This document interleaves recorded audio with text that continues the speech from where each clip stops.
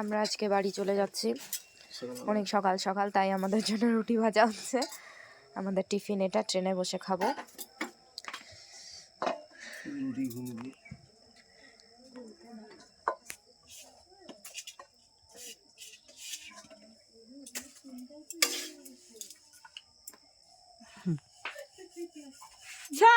মুখটা বান্ডিল করে রেখেছি, দেখ নেড়া মাছের গন্ধ বলে আমি নাকে নেড়া মাছের গন্ধ। নেড়া মাছের গন্ধ। এই কার্তিক মাসে সব এরা এখন ইয়ে হয়ে গেছে, বন্ধ হয়ে গেছে। আর পিসিকে কেউ কিছু বলতে পারবে না। পিসি তো খাবে না। কার্তিক মাস তো শেষ, এবার রবিবার।